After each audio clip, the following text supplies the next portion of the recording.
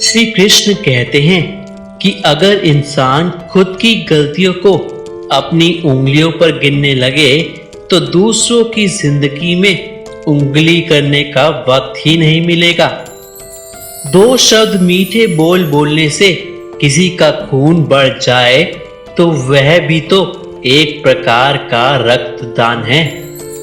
खुशियां तकदीर में होनी चाहिए, तस्वीर में तो हर कोई मुस्कुराता है।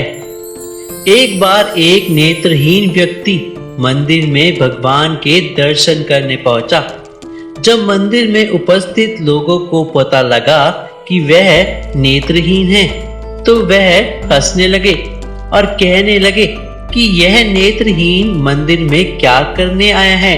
उन्होंने सोचा और कहने लगे शायद भगवान को शिकायत करने ही आया होगा कि वह नेत्रहीन क्यों है।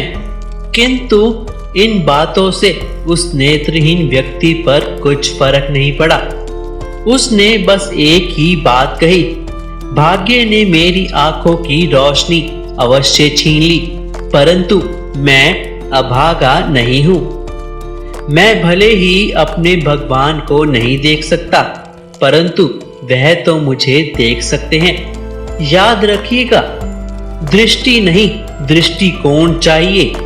दृष्टिकोण सही रहेगा तो बुरे से बुरा वक्त भी अच्छा लगेगा।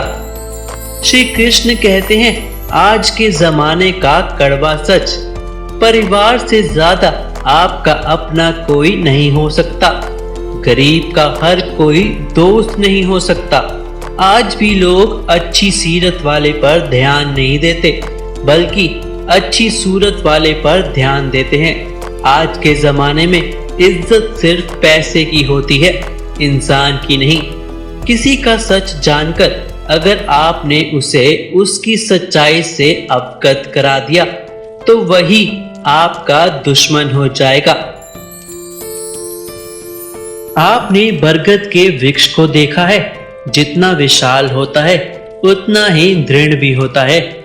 पतझड़ में वह सूख जाते हैं, परंतु दुर्बल नहीं होते, टूट कर गिरते नहीं हैं। और उसके विपरीत दलदल में उपजे वृक्षों को देखा है, दिखने में तो बड़े होते हैं, पतझड़ आए या तूफान आए हमेशा हरे भरे रहते हैं, परंतु इतने दुर्बल होते हैं कि जलधारा के हल्के से वेग से वह गिर जाते हैं।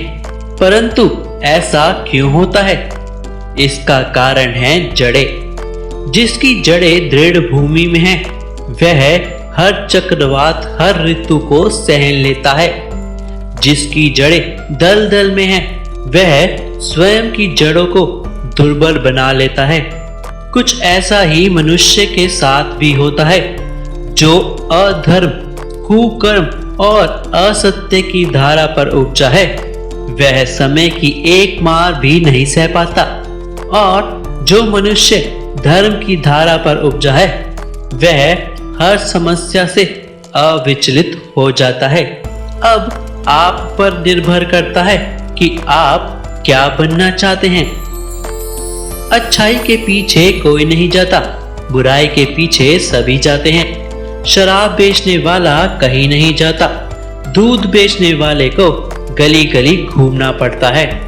हमारे जीवन में मित्र और शत्रु बहुत महत्व रखते हैं। यदि गंभीरता से सोचे तो ऐसा कोई क्षण नहीं होता जब हम अपने मित्रों के बारे में ना सोचते या फिर अपने शत्रुओं के बारे में।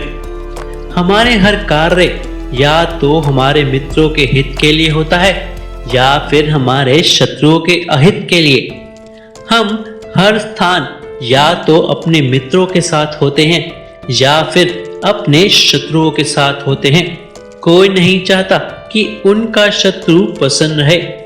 हर कोई अपने शत्रु को नष्ट कर देना चाहता है, और ऐसा करने के लिए वह हर संभव प्रयास करता है। उसे आर्थिक, मानसिक और शारीरिक हानि पहुंचाने का प्रयास करता है।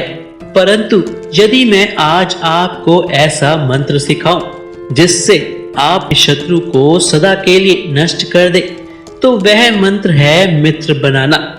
अपने सभी शत्रुओं को अपना मित्र बना लीजिए और आपके सारे शत्रु देखिएगा कैसे समाप्त हो जाएंगे।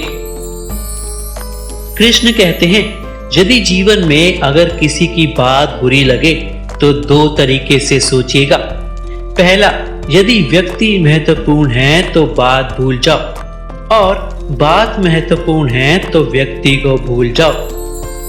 किसी व्यक्ति के आपके पास आने के 3 कारण होते हैं: भाव, अभाव और प्रभाव। यदि कोई आपके पास प्रेम भाव के साथ आता है तो उसे प्यार और सम्मान दे।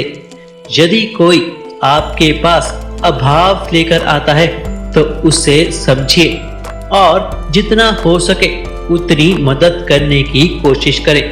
और यदि कोई प्रभाव के कारण आए तो उन्हें भी हमें सम्मान देना चाहिए।